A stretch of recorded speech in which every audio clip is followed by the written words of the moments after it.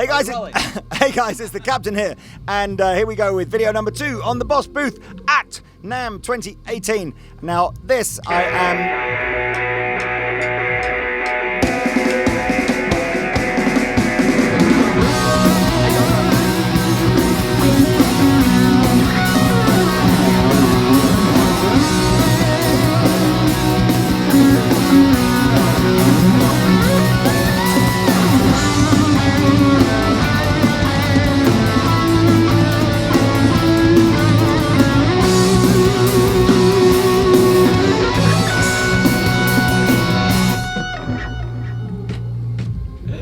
That was unbelievable, completely impromptu. I hope you like that. Me, Pete and Jeff are forming a jazz trio shortly. We're just going to call ourselves Boss, I think, because that's how good we are.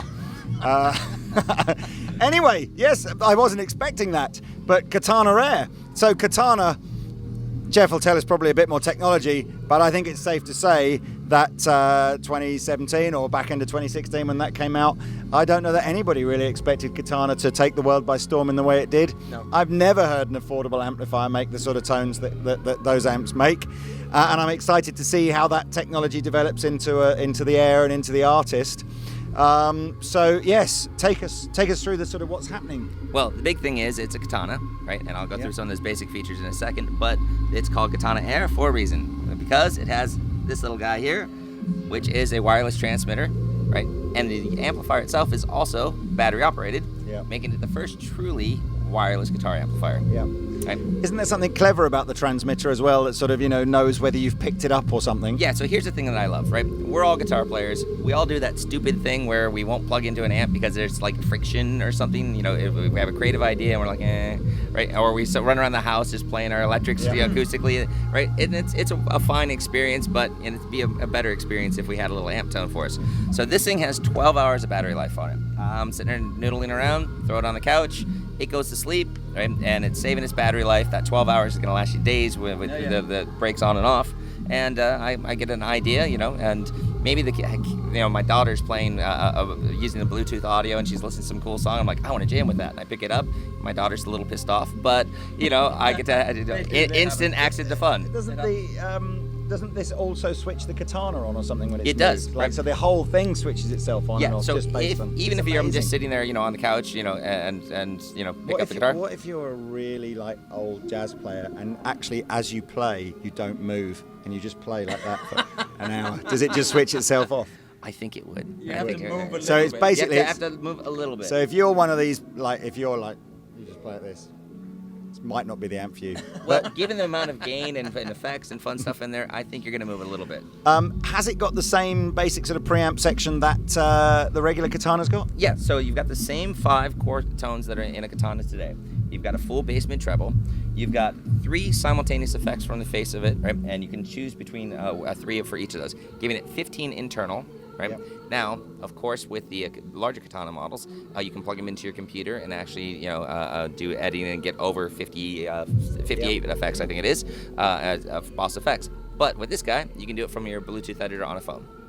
It's so cool because I did the official video on that and took me through it, and the editor's really cool and it works really well, and I was really impressed with this. I'm really impressed with this. I'm really, really impressed. I really am.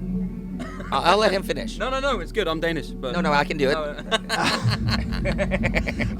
Okay, so some of the people who are watching here will have watched my personal journey of buying little amps like this. Yes. I had a THR-10 for a long time, which I really, really, really liked. And then the 2 things that used to piss me off about the THR-10 was it didn't have a looper built in and no effects loop, so that if I did want to use a looper with it, I couldn't layer up 2 different sounds. It wasn't great with pedals. And what was the other thing I didn't like about it? I think that was probably the only thing I didn't really like about it. So I then bought the Vox Audio because I sort of did agree that did sound better than the THR-10, but it did seem to take pedals better, but it still didn't have the effects loop and it still didn't have the looper on it. I kind of toyed with the idea of going Mustang GT because that did have all the features that I want on it, but it just didn't sound as good as the Vox. So please, Katana Air, be my savior. Has it got a looper in it? No. I'll take over from there and I'll say I don't think that this is... I know that this is the thing you rehearse from home, I know you want a looper in there, and you're very sad about that. But I think there must be a reason. There must be a reason why none of them has got looper in it. Well, here's the thing. With this kind of thing, the whole point is to reduce friction and to be fun. And it's I refer to it as the shortest distance to fun, right? Yeah. And as much as we all love pedals and things like that, right? Having this thing be wireless and be able to run around the room. If we gave you a looper, how are you going to trigger it? You're going to have to, Exactly, and I'm gonna say, because you got Bluetooth and you can stream music from your phone, you don't necessarily need a looper in there, because you can put something on from iTunes or whatever, play a track on there, a backing track. You could play. Yeah, because he likes a looper. He likes to loop, and I understand it. I'm a big fan of looping, as you know. I'll use it all the time. But this one would be more like for backing tracks and having it sitting at home. And then you'll have a Katana 50, which I also have, and I love that amp. It's one of my favorite little. I take it around everywhere. I have it in the car all the time, and I take it in and out of the house. And it's such a cool amp. And you put a loop in front of that. Now, you could do this. You could throw your looper pedal, an RC1, for example, on the floor. You could plug the bug into it, right? Now, you do have one little problem. Once it's about 5 minutes, it's going to go to sleep. So give it a little kick once in a while, and it'll be fine. You don't have to use the bug, though, do you? I mean, you can just use a regular cable to plug into the Katana. Well, of course you can. Yeah. Right? I'm talking if you want to sit on the couch on the other side of the room, right? Yeah. I get it. Well, look, I still like the sound of the Katana amp, so I will check it out against the Vox. You have to. I'm kind of, it's cool. It's really cool. It's cool. I was very impressed. I mean, when I did that video and we had a play, I was very impressed with it. More impressed than I've been with any small little amp. So Katana Air, it's almost guaranteed to be a complete smash success just off the back of how popular the rest of the Katana range has been. But briefly, in the minute or two that we've got left, tell us about Katana Artist, if you would, please. I'm so excited about Katana Artist. So a few years ago, we created an amplifier called Waza, and for Waza, we needed to create a speaker for it because it was 150 watts. We wanted that greenbacky sound, right? But they're only 25 watts, so we kind of reverse engineered and tried to figure out how to make a 100-watt version of it. Katanas have been doing so just wonderful, and thank you guys for all your support and everything. But we wanted to take it up a notch, right? So we took that 100-watt Waza speaker, which is a much more a refined high-end speaker, put it in a bigger box, gave it 3/4 closed back, right? And even gave it a speaker jack on it, so you can unplug it. And it does something really cool that you're not going to see from the front of it, and that is that there's actually two 16-ohm outputs on the back of this. Okay. So you roll into a gig, right? I need to be bigger than life tonight. I'm going to go through some 412s, right? I'm sure you want to use a speaker inside of it, but if what happens with your normal 100-watt head, it can only power one at full ohmage. Here you could plug in a full stack or a double stack kind of thing. Very cool. But the big thing on this is the cabinet resonance feature has been brought to the front, right? There's an A/B button on it, so you can really easily get to the other functions on it. But the cabinet resonance feature, you set it to vintage, it's thick, it's full, and you're just gonna really feel like a lot more push and air out of this. I'd love for you to play it for a minute because it's got great sound. We've had one in the store. We've kindly I have had a chance to play with Artist. I haven't tried that one yet, but I've tried the Artist, and I've got to be honest with you, it's a monster sounding amplifier. It's got all the stuff I like about the smaller Katanas in that it's not option paralysis. You just plug it in, you go, I think that's kind of where I like my amp sounds, and you go, wow, sounds really good. Okay, happy days. The bigger cabinet and the better speaker give it more. Just more, yeah. It just gives it more credibility and more authority than I don't know if those are the right words, but it feels like a proper amplifier. And I mean, the dilemma I think will be on Katana Artist will be how valve obsessed is the customer, because I mean, at this price point, this is in the UK, I think it's about $5.99, something like that. So to put that in perspective, it's kind of, you could go and buy a little 20-watt tube amplifier, a good one, like a little Marshall or a Blackstar or a Fender or whatever. And I just sit there sort of thinking, so what's rationally, the Artist should be the amp that you buy. Yeah. But tubes is all about the irrationally.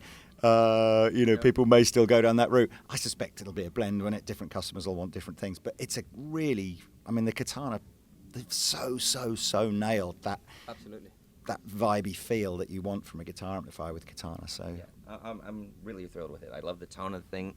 But when we first got them in Los Angeles at the office, I called up one of the other product specialists, and I'm like Aaron, bring your little 50 watt, right? I just want to I want a little sorbet. I want to put it right next to each other, right? I want to really like feel it. And in front of Roland, the steps out there, they're these rocky things, and you put anything on a cart, it's going to fall off. So we put this on there, and his 50 watt. The 50 watt fell. We broke 2 tubes when it fell. So I never even got to compare the thing, right? And so, right there kind of showed the exact scenario that why this is great. Do we love tubes? Yeah, that's why we try and emulate the sounds of them. If I had a choice, though, I want a vintage classic amp, right? Because the transformers and those things have a character and sound that is hard to get in a modern amplifier. The vintage mode on that, we've been able to emulate that and put that in there, right? Our tube's beautiful. I've got many a tube amps, and I love them to death, right? But would I do a gig with this in a heartbeat? Absolutely. Well, look, thank you very much for watching. Thanks for explaining us, Jeff. This is NAMM 2018. You're watching Andertons TV. Thanks for watching, and we shall see you soon. I'm gonna go and play some drums. I'm gonna play some guitar. I'm just going to go and stand over here.